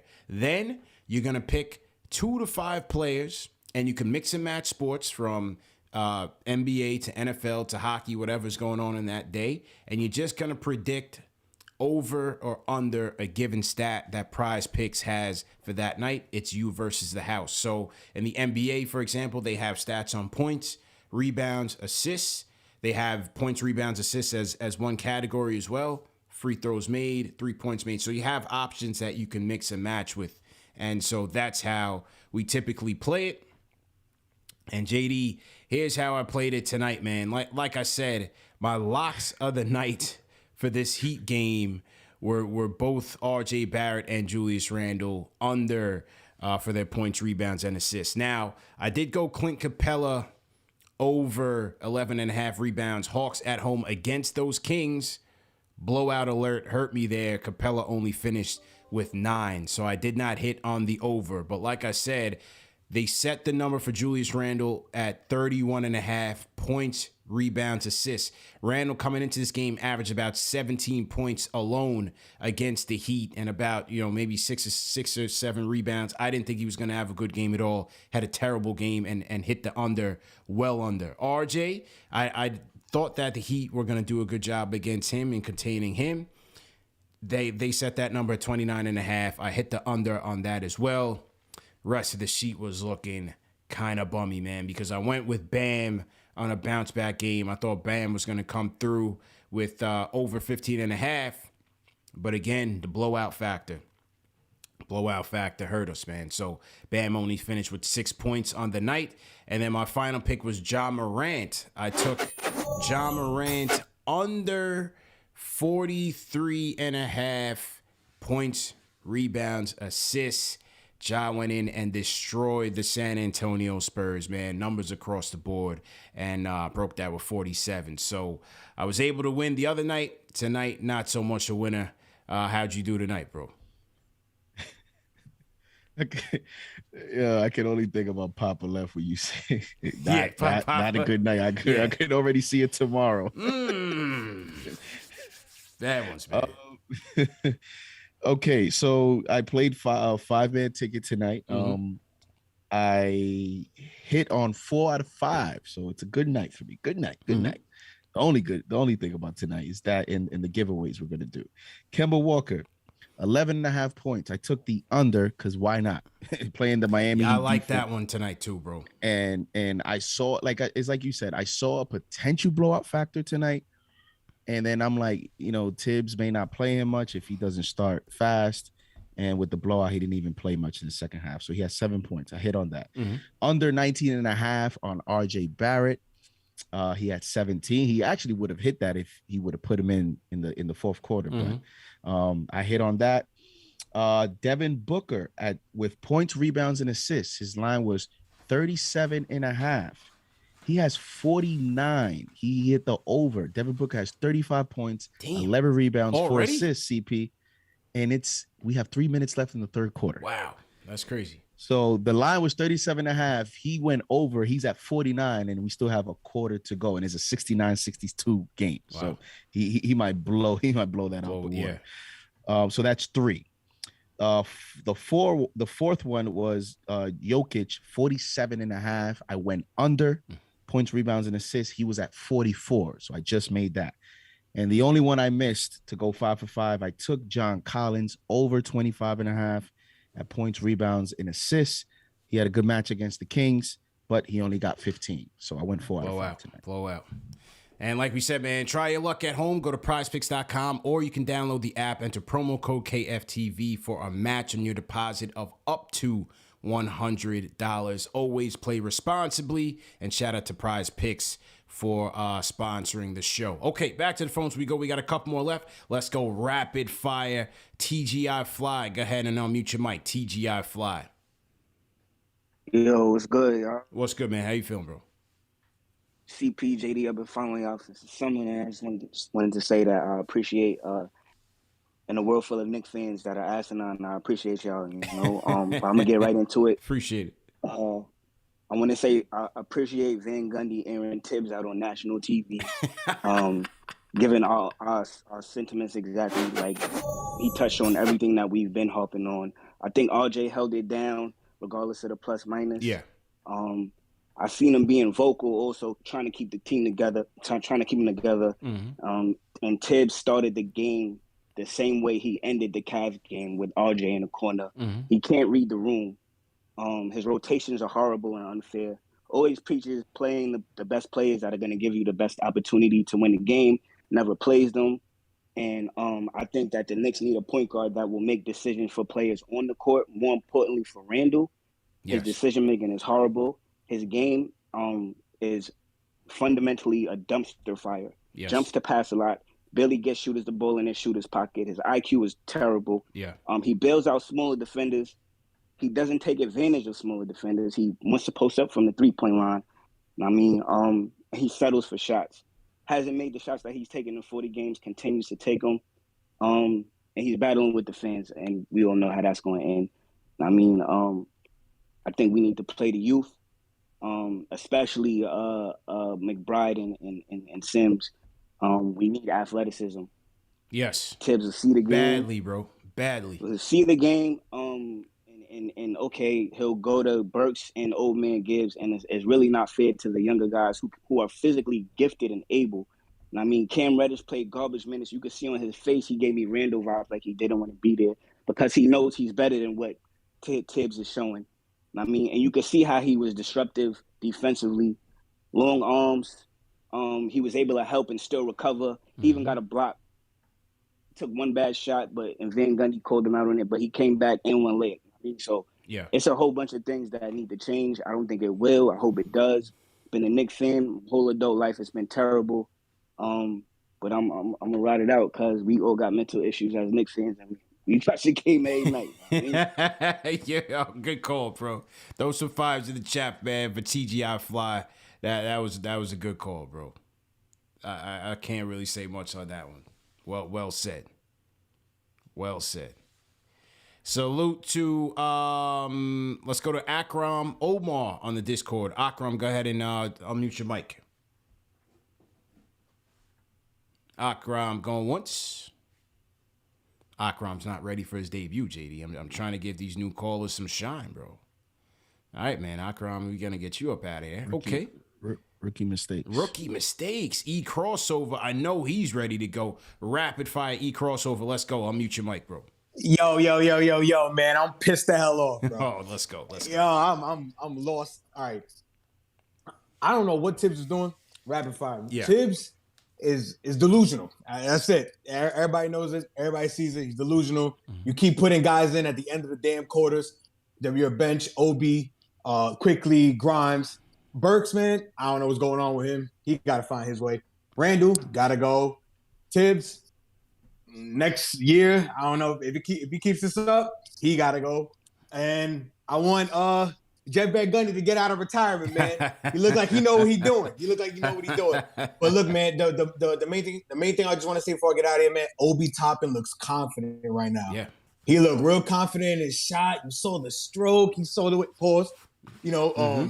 Good catch. You see the way he was getting to the you saw he was getting way to the basket. McBride, everybody's playing with energy, man. Why the bench looks better than the starting unit? Just start the bench. That's it, man. I'm out. Thanks, Just start bro. the bench. E crossover. Salute to E crossover. Okay, we got our JJ from Brooklyn. JJ, what's going on? Rapid fire. Let's go. Yo, what's good, fellas? A couple of points, man. First, CP, I love you, but a couple of your takes yesterday, bro, you were kind of bugging, man. First, with the Reddish thing, he's got to play. Yes. And for one reason, my main reason is because eventually we're going to have to figure out if we're going to give him any type of long-term contract. So wait, what was I Burks, bugging about, he's got to be playing over what was I yeah. bugging about? Did I say I don't want him to play? No, you were saying like you kind of understand it. There's nothing really to understand. I mean, Is he playing? He's got to be playing over Burks and Fournier. Is he playing though? Is he playing? Even if you were to sit Burks and Fournier, you're not hurting their trade value. They're 30-year-old vets. Everybody knows what they are. Teams that would want them. You're not gonna hurt their trade how is value it a bad in any way. take when I'm playing, simply telling you what you're seeing on the TV? I didn't say don't play Cam Reddish. I just told you why he's not playing. I mean. And there's a reason he's not playing. He's got to play. He's got to play. He's got to play 25 minutes a night. He's got to. We gave up a first-round pick. He's got to play, man. And then the thing you were saying, we're not in a playoff race. We're the 12th. Why not? We're the 12th seed right now. Why not? Because we're not. We're the 12 seed right now, how far back basically. are The they Hawks from the are 10th? basically tied with us. So what? How far We're back not, is it we're from the not, 10th? you know, right now it's What now, is bro, it should be the about rules for the play-in game? Yeah. The play-in is to crack the 10 seed. But is Okay. that what we want, though? Is that what we want? Just to make the 10 seed, and even if we get in the playoffs, we're gonna get bounced really quick. What's the point in that? I'd rather just play the young kids. You get rid of all these vets if you could. You know, I know you guys keep saying trade, team-friendly deals. Who's taking CP? If you were a GM right now and the Knicks called you and offered you Randle, you would hang up with 2 years left on that contract at that money. You would hang up, and you know you would, bro. Nobody who would take him acting like he's so valuable. Who's taking the Randle contract right now? When is he's the a trade power deadline? forward shooting 40% from. He's shooting 40% from the field. Okay. And 30% from three. That's horrific. Horrific. With his attitude, who's taking that contract? We don't know. The 4 years don't even kick in yet. We don't know. You got a Who's trade taking deadline. that? You got a whole off season. We don't know, man. Let this thing play out, bro. Nah. Let this thing play out. No. I don't think anybody's taking it. I just can't see it, man. I can't see that happening. You're going to have to either give up an asset. You're going to have to give up an asset, or you're going to have to take another bad you're going to have to trade for another bad contract. That's the only thing that I can see happening right now. Might have to. And last point real quick. Yeah. I think right now it should be about, honestly, I hate to say it, but it's about tankathon right now. Let's get into that top 10, top 8 of the draft. Play the young kids. I don't mind losing if we're playing all the I'm good with it. If we lose by 10 to the Bucks and we're playing all the young kids our next game, I'm good with it. But I don't mind to lose by 30 playing Tosh Gibson when we're down 30 in the fourth quarter. That's like, that's crazy. Just play the young kids, please. All right, man. You guys have a good one, man. Appreciate it. Thanks, man. He calls me out on the Reddish thing. I never said don't play Cam Reddish. See, this is where you guys got me wrong. I said I see why they're not playing him. And it's because this is the coach's philosophy, which you guys are angry about. But don't take that out on me. Take that out on them. I'm telling you exactly what you see on TV. Now, if we're going to argue semantics about playoff push or not, all I'm saying is he's playing them to get into the playoffs. They're trying to crack that playoffs. I don't see how that's wrong. They may not get there. They may not be a good team. But to say that they're not playing for the playoffs, then what are they playing for? The Randle thing, we'll see. You got to hold off. You got a trade deadline. You got a whole off season. Let's see what happens. That's all I'm saying. Let it play out. Go ahead, bro. I mean, to your point, they're a half game out of 10th. Half game out of 10. So how is that not a push to the playoffs? Are they mathematically eliminated? Charlotte 22 losses, Celtics 24 losses, Raptors 23, Wizards 25. Because I always look at the loss column. Everybody's going to play the 82 games. Yeah. Wizards 25 and Knicks 26 losses. The Hawks 25. So between about 5-6 teams, everybody's 22 to 25 losses. But again, the theme of tonight is how we get there. When I said, we have 23 wins, and it just feels like I haven't learned much other than, seeing that the young guys could be a very important part of the stretch. And, I continue to say that it's just mind boggling. He's playing for the playoffs. I don't even know if they really have a plan for Cam Reddish. I guess they do. I guess they don't. But it's like, are we wasting games? Is that part of the game plan? Like, let's wait another 13, 14, 15 days to the trade deadline. Let's waste games because somehow Alec Burks can contribute to winning more than Cam Reddish. All of a sudden, Evan Fournier has to play 20 minutes because he can contribute to winning more than Cam Reddish. Like all these quote unquote vets that are playing like trash and are trash right now somehow are going to complete the objective for this head coach who you can have a game plan, but I don't even know if he's executing his own game plan the right way because I just don't understand some of the moves he's making. So that's why I think this whole thing feels like just very chaotic right now. And I don't know, even with the game plan, I don't know what it is. I'm trying to find out what is the plan because you obviously are willing to play Cam Reddish because you played him 5 minutes, you benched him and you played them tonight. So, I mean, is it a developmental game plan? You're trying to ease him in, learn the playbook. He's a 22-year-old, maturity. Like, is that part of the game plan? Yeah. I mean, that's what the off season is for, man. That's what the off season is for. That's how I view it. Okay, he's gonna come here and sit 10 games. So because he sits 10 games, I mean, you saw him tonight. He came in and his first shot was like short because you could tell like he was a little tight. He wasn't, and when I mean tight, like not upset, but in terms of he's rusty. So I'm trying to figure out what is the actual game plan here, not only with him, but just as a team with these players. Like, why do we need to continue to play Alec Burks, man? He's not gonna be here. Why do we need to continue to see some of these players? And like I said, I'm okay with playing them. I'm okay with that. Just not the amount that they're getting and not in the substitution patterns that they're playing. I just don't agree with that part of it. And then that's my gripe with look, man. Fans conflate what I want with what I understand. If you guys go back to the episode I did when D Rose got hurt, I said this team is gonna flutter around 500 the whole year, underachieve, and they're better off selling off the vets. I said that. Go back to that Rose thing. Now, what I understand business-wise is completely different. It's completely different. And that's how it's unfolding right now. Now, we'll see what happens at the trade deadline. Will they unload some of these guys? You would hope so. Hopefully. I want to see my guy Burks get packaged, though. I'm a Burks fan. I want to see Cam Reddish get playing time. I want to see Quickly get more playing time. Grimes get more playing time. Because, yeah, despite this playoff push that they're on, it is fool's gold because we need more talent. I was preaching from last year they're better off being in the lottery than making the playoffs. Playoffs was fun. It was a good ride. But they need talent, man. They need talent on this team. So, here we are. And the only way that this could get better is if you get, you said they need talent. Usually you're not really getting that unless you get an established veteran in terms of like what vets are out there that has talent. That's usually more of that ascending player, that young player. And here's the key with that. That's fine. Let's get talent. That's fine. Let's go out there and let's try to get some reinforcements. But what is the plan? And that's all I'm saying. Once they come here, what will Thibodeau do? Because I'm at a point now where I don't trust this coaching staff in putting these players in the correct position to succeed. They're not doing it with the current young players they have. What makes me think they're going to do it with a new young player that they don't even know from a day-to-day basis? Yeah. And I think that is the dilemma here between, like you mentioned, coaches Thibodeau's old school ways to the way that this new era of young players, the way that they're being managed. You have to be very careful.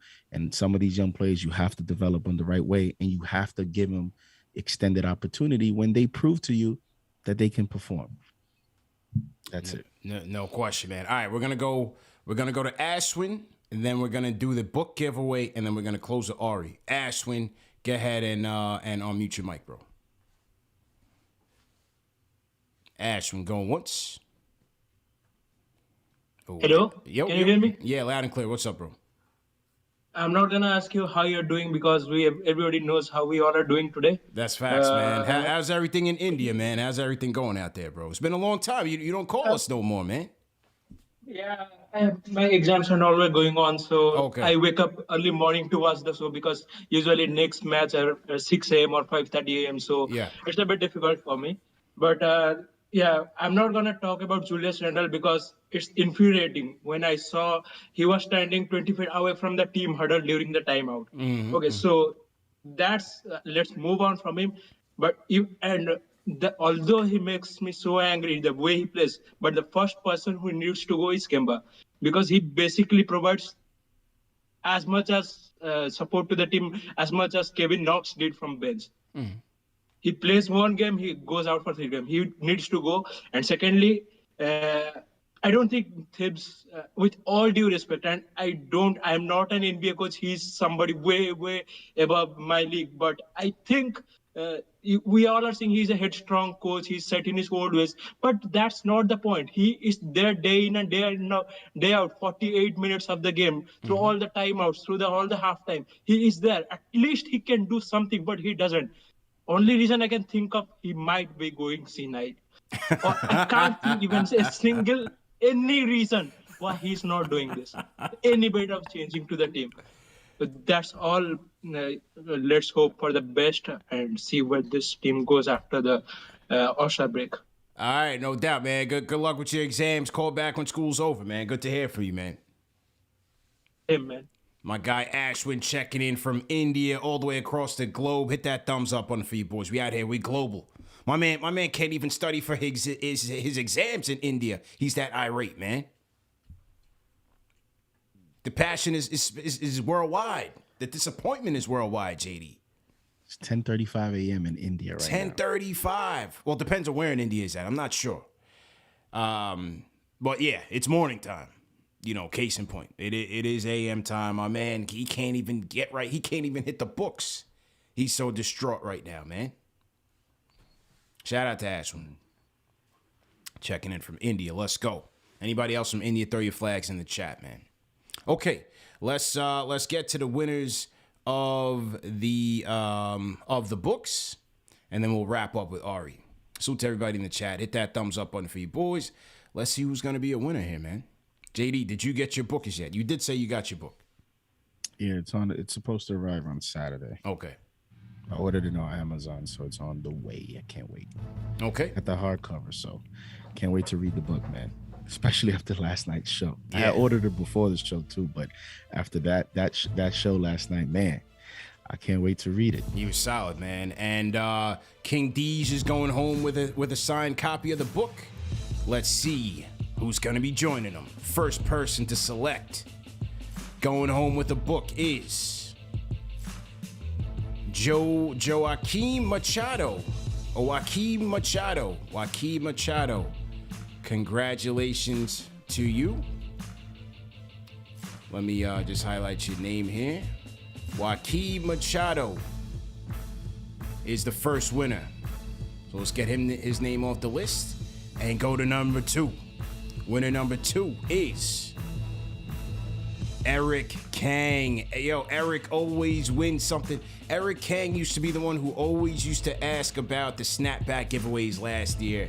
We used to do the snapback giveaways last year. So shout out to Eric Kang because he's getting an autographed copy of Blood in the Garden, the flagrant history of the 90s Knicks. Winner number 3. John Acevedo. I feel like John is a guy who's in the chat sometimes. John Acevedo, congratulations, man. John Acevedo is going home with an autographed copy of the book. And last but not least, the last person to get a copy, Mark Hayden. Congratulations to Mark Hayden.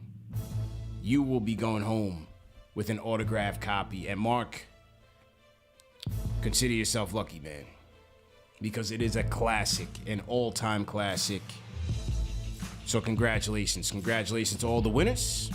Appreciate you, Chris Herring, for your contributions, because I was only going to give away 1 book, and he was like, yo, you know what? We'll do 5. I was like, all right. Let's do the damn thing, man. Shout out to Chris, man. Real solid dude, humble dude, very talented writer. Let's support him, man. Let's definitely support him. Also, before we wrap up with Ari, I want to tell you guys about a new sponsor that we have, and that is HelloFresh. Yeah, shout out to HelloFresh, man. Food delivery made easy, man. America's #1 meal kit meets the #1 show for the fans by the fans. And for all you fans out there, the new year is a great time to focus on what's important to you, whether it's saving money by ordering less takeout, learning to cook, or prioritizing your wellness. HelloFresh is here to help with endless options to make cooking at home simple and enjoyable.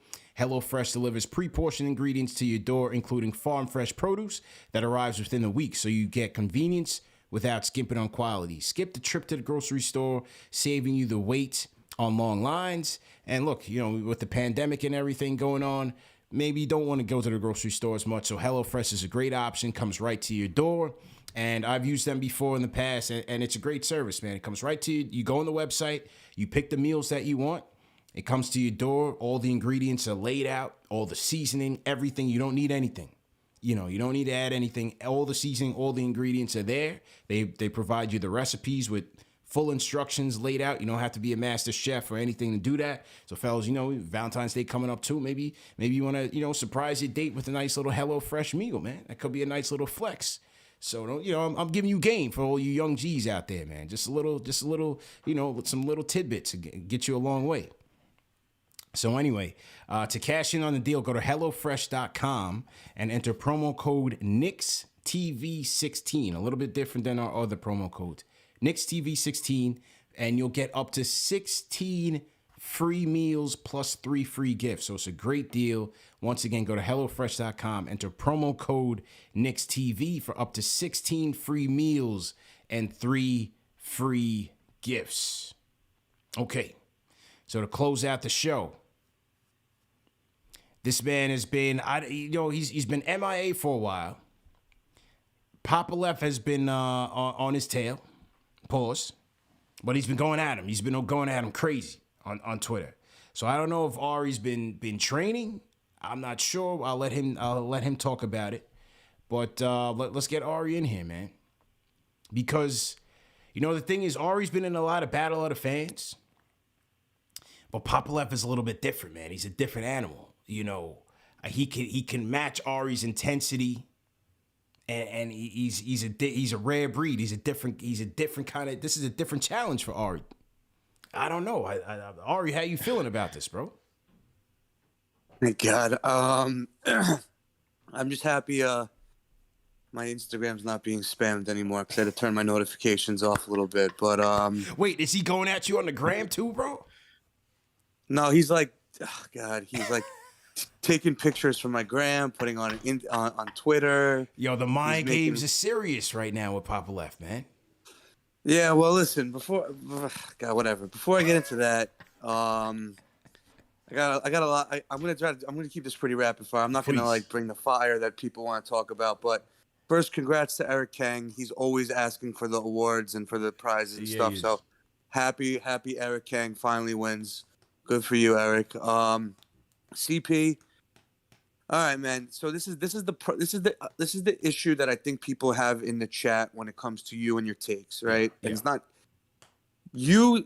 what you think is different than what you say. You're right. Like people are conflating that, but the problem is that the fact that you always bring up the front office's point of view, it comes across to people in the chat that you're making excuses and being an apologist for the front office. The people in the chat don't want to hear necessarily what the front office is doing. We all know what they're trying to do. They want to hear your opinion because you're the host of the show, and they feel, and you obviously know a lot about basketball, and they want to hear what CP has to say, not what CP thinks the front office has to say. So I think that's a little bit of what the issue is. But you did that today, so that's good. But listen, man, here's where I'm at, all right? Here's where I'm at. So, obviously, everyone knows for the past couple of years where I've been at, and finally today, people finally giving me my flowers. My DMs are off the chain right now on Twitter. I posted something about Randle getting traded, and I literally got 1,000 likes in 1 hour, and I have only 300 followers. The people and the fans are starting to come around and understand what I've been saying the whole time. And it's not about me. There's nothing to do with that. I just want to salute to the chat. Finally, I know a lot of people don't like me. A lot of people have Ari derangement syndrome. I get all that. All right. But at least today, a lot of people are saying I respect you, blah, blah. So salute to the chat. And I appreciate that. But everything I have to say, JD already said, JJ already said. And the thing about it is, man, I've been saying this for 2 years. So this is where I'm at, man. I'm not gonna call in anymore until I see a change in the front office. I'm not gonna call in anymore until Tibbs is gone or Randle's gone, or at least to the trade deadline. I need it's to a bombshell see. revelation, man. Yeah, listen, it's not about. I love the show, but I call in. I say the same stuff every time. Trade Randle. He's a bum. Waste of money. It's not team friendly. Build around the kids. I say the same stuff every time. So if I'm gonna call in, it's just the same stuff all the time, right? It's like it's annoying at this point, right? And it's like everyone knows what I'm gonna say, and I said it the whole time. And we're at the point right now where it's so obvious that we're not in win now mode, right? And I think JD has a point. Things are getting so bad that like it might not be Obi getting traded anymore. It might actually be Randle, and that's like a blessing in disguise. Because I'm with JD. I'm with a lot of people in the chat. I think you play the youth and build around the youth and develop the youth, and also even compete to the same level that this team is competing. You may not win any. I mean, not the playoffs or anything like that, but you can still compete to the level this team is competing. And also, listen, you want RJ Barrett to have more responsibility in the offense. You want Obi Toppin to get more minutes. You want Cam Reddish to see what he has. Like, there's no point of waiting till next year to make a move. Like, you're just stunning their growth and you're delaying the inevitable at the end of the day, in the way I see it. We already know that it's not going to happen. Nothing's going to change. You're just delaying the inevitable. And listen, if you traded Randle last year, you got him more for your value, but it's too late. You can't 20/20 hindsight. But, maybe you could get rid of him without having to, attach an asset. Maybe you do have to attach an asset, whatever it is. I think it's best for Randle, and I think it's best for the front organization to just build around the development of the young guys and give them more minutes. So, I'm just like disgusted with Tibbs playing Cam Reddish like he's Frank Ntilikina, like he's getting like garbage time minutes as if he wasn't a top 3 high school recruit coming out, as he's not an incredibly talented, high upside, skilled player.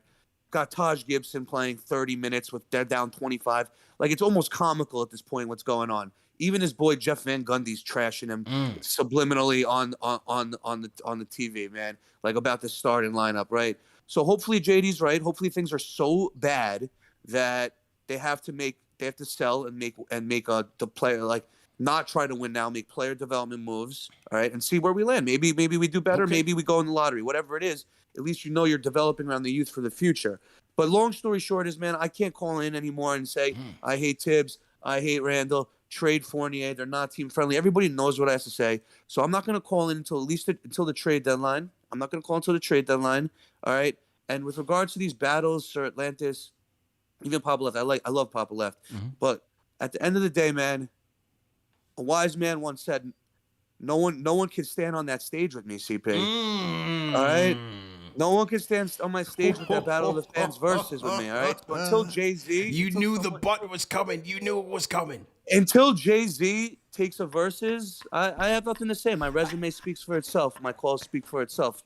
You had to go 3 years back to get one bad call from me saying I like Alfred Payton. But besides that, dude, no one hits 100%. But, until Jay-Z battles someone, I'm not going to battle anyone either. So I'm retired, all right? Have a good night, guys.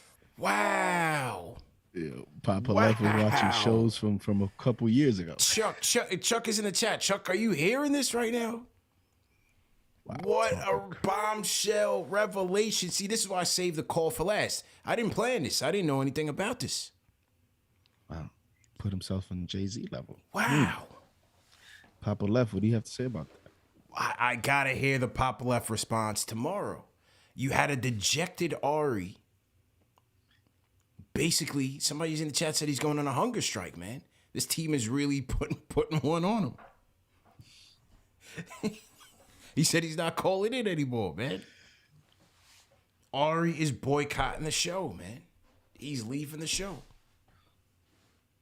I love Ari, man. He's smooth. I like how he gave himself credit for a lot of things, but he didn't overdo it. Right. He was right there. Yeah. Shout out to Ari. He was smooth with it, man. He was smooth with the narcissism, as CP the artist said. and then after a couple jabs, then he hooks off on Papa Left. Subtle, just a little subtle hook. Because Papa Left's been going at him, man. He's been really on a tirade, man. We gotta make this happen. Maybe it'll be like the night before the Super Bowl to kind of like hype things up. You know what I'm saying? I got to figure it out. We're working on the graphics and everything behind the scenes. Right, because it has to be just right. It has to be on video. It has to be on video. Right. That's the only way we're gonna do it. It's got to be right, man. Wow, this team is what a show. What a show, man. What a show. Salute to everybody in the chat. J Cal, what are we gonna do, man? Tough one. This team is really putting a number on people, man. Ari is leaving the show, ladies and gentlemen. You heard it first. I think tonight was so bad, CP, that we're gonna be anticipating the next game in terms of does Tibbs does he do any changes, whether it's the starting lineup or whether it's in-game changes in terms of rotation, substitution patterns, when people go in and out.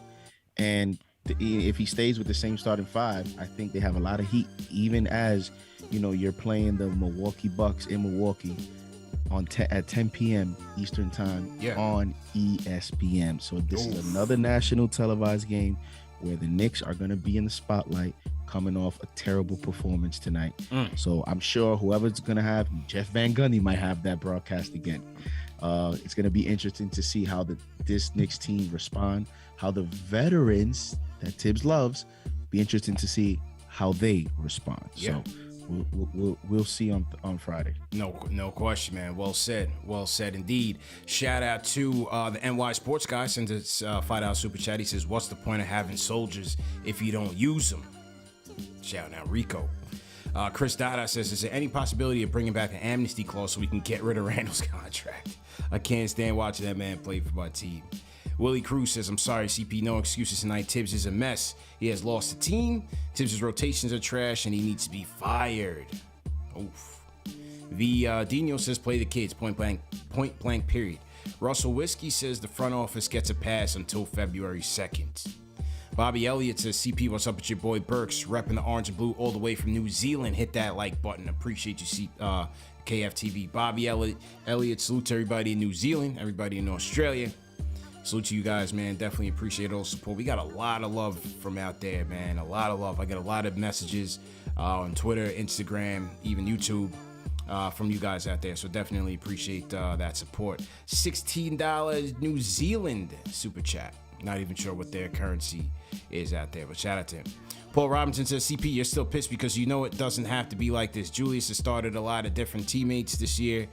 With a lot of different teammates this year, the only way to guarantee something new is to bench trade Randle. Okay. If that's what the organization chooses to do, but I'm pretty sure you'll see him starting Friday night, so that's not on me, that's on them. Mont Blanc Nolan says, the way this starting lineup just goes MIA for games is really disheartening. I don't know how many times we need to see this until we pivot. Willie Cruz said, JVD said the Knicks are the definition of insanity. That's a fact. Mateem M says, Knicks play with no sense of urgency. This is a recurring theme. Tibbs is making excuses. Fans are sick of the favoritism. Changes are needed now. Del Will says the starting unit looks like a bunch of dudes who just met in the parking lot. No sets, no ball movement, lazy late rotations on defense. Time for situational Kemba and Evan. Lanny G, $5 super chat says, I absolutely hate the fact that he sticks with Taj Gibson. He literally scores no baskets and just fouls people. Jericho Sims did more than him in 2 minutes. K. Marco says the Knicks would have been way better off if we would have traded Julius and kept Mook. Tell me no. Star Through Hoops says Cam's body language said it all. He's already fed up. Has to be hard for him to watch players he knows he's better than play in front of him. Joanna says Dolan getting his pocketbooks ready again because Randle dodged reporters sending out Obi. Randle dodging the smoke. That's a bad look, JD. Going back to that, bro. That's a bad look again. Just last week, he dodged the smoke, man. Oof. I'm saying one night is fine. You can understand one night. You can understand two. Yeah. I mean, space it out a little bit, bro. Yeah, like, wait till March or something for the next time. Yeah, but that means it's he's worn out, man. He's worn out. How you gonna expect to win when you guys checked out? It's only January, bro. The Garden game is gonna be interesting when we get back to the Garden. He's checked out. He's checked out, bro. I ain't never recovered from that Hawks series, man. Wixel Martellus says Tibbs will be playing Haslam 20 minutes if he coached the Heat. That might be the best super chat of the night, because that's a fact. TGIFLY $5 super chat says Van Gundy assessed the Knicks in the first half and hit every point we've been making all season. Glad he aired Tibbs out on national TV. Not even laughing. New York Sports Guy says starting 5 sucks, and the most Tibbs will do is blame Kemba and start Burks. Kemba, RJ, Cam, Randall, Mitch should be the lineup until we get a point guard. Paul Robinson says JD breaking CAA TV rules. George Murray says the ship has sunk, guys, and we haven't hit the bottom yet. Gotta break up this Tibbs and Julius love story. Enough is enough. First Lady of Sports says Berman asked Tibbs why he didn't make any changes. Basically said Mitch and Evan come out first, so he's sticking to his normal routine substitution patterns. Template coaching. Yeah. Mordecai Oberlander says fire Tibbs and his 4 starters he picked up from the old age home.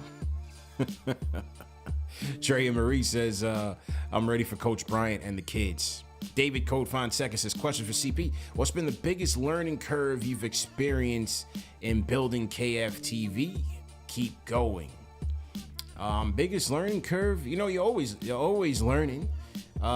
Biggest learning curve is putting the show together, that people find value in, that people stick around for. Our audience retention is always on point, It just putting something together that the people will rally around, going into the feedback and improving. You're always learning, though. Never stop learning. Well, I appreciate the question. Kenny Gale says, best part of the game was Jeff Van Gundy cooking us on JD's grill and saying everything we've been saying. And all season on national TV, hashtag free Johnny Bryant.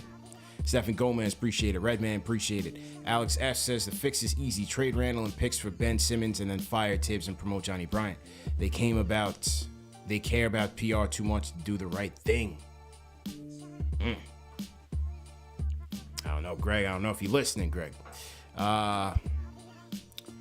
First Lady of Sports says not only problems with decision-making, Randall is not playing defense. I live in South Florida. I can't remember the last time PJ Tucker scored 20 points. Mordecai Oberlander says, I love how Tibbs in the postgame was just in denial. He was just as worn out as Randall. Checked out. Mordecai also says, I never did super chat, but I'm just so pissed that I'm screaming out loud. Well, sir, we love the donation, so keep screaming. Thank you. Kareem Grant says, shout out to the Officer Grimes locking down any player he defends. Hashtag Rikers. Jeremy Maynard says trades have to be coming. Give McBride a shot at the one. He's obliterating the G League. Jeremy Lefcourt says Kohler put his finger on it. It's not personal. No one hates Randall, but fans hate watching him play. We don't want to see it anymore. He's got to go. My glasses at, man. Throw the specs on. Okay. Doug Lust. I got to dip in my Oracle bag, bro. Doug Lust, is there any chance that the tank is already on and that a deal for Randall is already in place? Because that third quarter was a denial of reality. Hey, anything's possible, man. Jeremy Marion says, is it possible for someone to hit a layup? This hate of athleticism is just plain stupid. You got to ask my guy, Alec Burks, man. He can't finish to save his life. Josh says, did Hawks get fleece trading Cam Reddish? Miami, Chuck D, Rhyme Animal Chuck D, everybody throw a hashtag PE in the chat. Says Miami is always top condition. Spoelstra is cohesive in his demands. D Rose is Tibbs' most trusted assistant coach. He don't trust his coach's offensive scheme is none. ISO Soup Bowl will never do. That's a fact, Chuck. Derek says JD is so tight. Love your passion, man. You represent us. Shout out to Derek. NY Sports Guy says, imagine if KFTV didn't make CP available. It's a fact, bro. That is a fact. I show up every night. I'm ready for the smoke. I'll go 1 on 1,000 on my takes. I'm always here every night, win or lose. Dr. Blocktopus says, what would a package for Murray start with? Murray's not going to be available, man. We got to get off that Murray thing. Young Kobe says, Knicks not making them available to the media, bro. What is going on behind the scenes? I know he had a baby, but is he having PTSD? What is going on? So I'm not a sports psychologist, man, but something's not right with him. You hope all is well personally, but on the court, he's a shell of himself. Heck Rizzo says he's got to be on his way out or something. Seriously, paying another $25K for Julius just because he can't face the media? Melo would never. Well, is it confirmed that he's going to get fined for that? I'm not sure. I think the last time the fine came because it was a series of games that he skipped out on, but I'm not sure. You might be right. Star Through Hoop says Knicks need that KFTV continuity and spontaneity. No matter the lineup, KFTV shows up with energy and ready to go. Thumbs up button for you boys. That's a fact, man. We put a good squad together. We got a nice ensemble here. It's like the Avengers. And that was back to David's point in the learning curve. I mean, not really learning curve, but part of the growth. You want to put a good team together of solid content creators, people you can rely on, people that bring professionalism and treat your brand with respect. And so far, knock on wood, but we have that here with all the people that we have. So definitely grateful for that. New York Sports Guy says Randle, Burks, Evan, and second for Fox and Bagley. Get them out of here. Antonio Estrada DeFosse says, would y'all take Grimes or Cam? I think Grimes. Let's take both and make the proper adjustments from there. Balling Down Under, $10 Australian Super Chat says, making drastic moves won't work. Randle can produce, but his mental isn't right. The backcourt sucks. RJ is a leader. D Rose is a spirit. Randle is a worker. He can't operate without a leader. Rel Posa, appreciate it. Edgar says, my dream Knicks lineup: IQ, RJ, Cam, Obi, Mitch, Grimes, 6-man vibes. Kaiser Sose 718 says, we really paid Randle $100 million off one good year and Fournier $70 million a career journeyman for this. Ship all these vets out and go into rebuild mode now. Cynthia says, who would want Randle? I hope a team wants him, but I don't know because other teams are seeing what we've seen. Two Slices and a Drink says, Knicks need to change the coach. If the Cavs and Grizzlies can play the youth, we could too. I nominate a proven winner at all levels, Becky Hammond. Okay. Young Kobe says, Mitch and Obi won't look as good as they can without a true point guard. Let's call it what it is. Good point guard would make them in the right spots, and they will learn. Man, put them with John Moran. Crazy.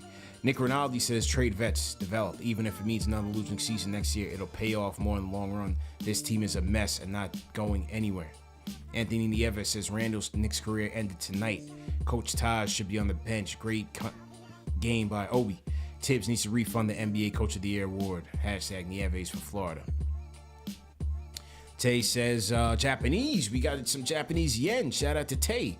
Says, even by Tibbs' standards, the rotation is horrendous. The only logic I see is that they're showcasing some of these starters to trade them before the deadline. Well, these guys are doing a bad job. Because... bad job, man. Joe says, trade Randle for Norman Powell, 2 first-round picks, and Anthony Simons. Should have just signed Powell outright. K. Asante 714 says, potential new starting lineup: IQ, Quentin Grimes, RJ, Julius, Mitch. King Mav says, the Knicks need to focus on who's yours, JD? Who would your potential new starting lineup be? At this point, I'm going IQ. You mean realistic or what I want to see? Yeah, what you want to see? IQ, Grimes. No, IQ, RJ, Cam.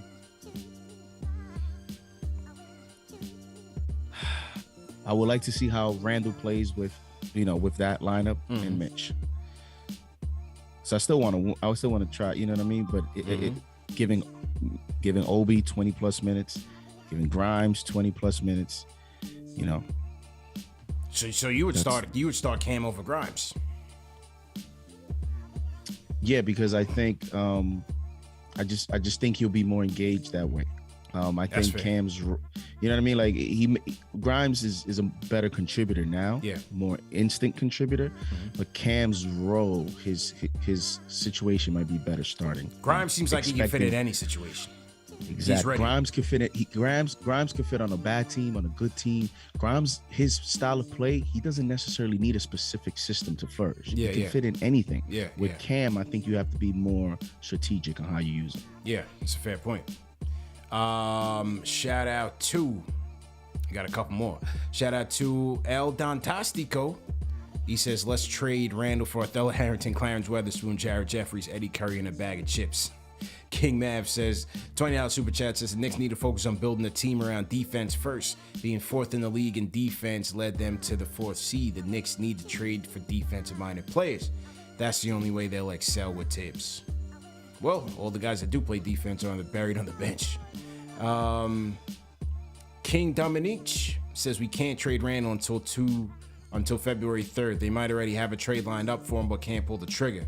Del Will, $10 super chat says the Burks boat is sinking. Get CP a life jacket. Time to get on the can wagon, man. Listen, man, I done jumped off the Burks boat a long time ago, man.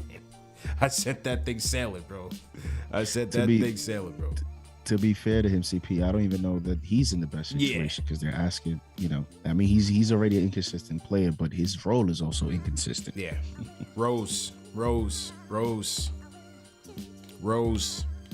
Hoodies Vintage says Tibbs' love affair with Randle has doomed us. Spent the whole third feeding him instead of RJ. The Taj love is scary. # free Sims. # free Obi. # free Cam. # fire Tibbs. Hoodies Vintage going in. Chuck D says still feels better than how a Nets fan must feel. That's a fact, because I think that Harden stuff to Philly is real. Russell Reed says if you want a chance at the playoffs, play talent, not inconsistent vets. Can't chop inconsistency. Playing Fournier and Burke shows the league what you have. Inconsistent journeyman. Crossover again says, and also I feel bad for RJ and Robinson, man. Having to play with the 3 players that are not helping their development as efficient players sucks. Fair points. And a couple more. Got to get to the replay gang. Couple more. King Mav says, yeah, while in an undervaluing Tibbs' system and coaching ability, I'll quickly forget how bad the Knicks were before him, his second year in and making a playoff run. We're looking for adjustments, man. We're looking for a scheme, and we're looking for adjustments in the rotation. That's all. Marcel Garcia says, Fournier and Kemba got to go. I'd rather have Deuce and Cam in the start. Keep bench unit as is for now. Fournier couldn't even keep Duncan in front of him. And last but not least, shout out to the Abstract. Q-Tip KF101 sends a $50 super chat and says, I told you. That's a fact, man. Go back and check out that Q-Tip call that blew up the channel. Everybody was commenting on it. I think we got like over 200 comments on the Q-Tip call, man. We cut that one up at the show that he called in and put it as a standalone video because it needed to be. And yeah, he just spit all facts, man. Definitely appreciate the support, Q-Tip. JD, great show. And to everybody else at home, man, 110.96. Knicks get smoked out in Miami, man. Just a tough one. We'll be back Friday. Friday's show, we'll do the West Coast watch-along style. So we'll start from 10 o'clock. And we'll watch the game together, comment on the game together, call in, talk about it together, and just go straight through in the post game. So join us for that. Remember to support our sponsors, man. Go to manscaped.com and the promo code KFTV for 20% off plus free shipping.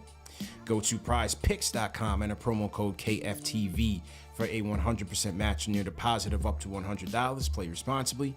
And go to HelloFresh.com. Enter promo code KnicksTV16. KnicksTV16. HelloFresh.com for up to 16 free meals and 3 free gifts. Remember, the show's available in audio podcast format as well. You can go to KnicksFanTV.com for the links to that show. And congrats to all the winners, man. Blood in the Garden, the flagrant history of the 1990 New York Knicks. Congratulations to all those who won.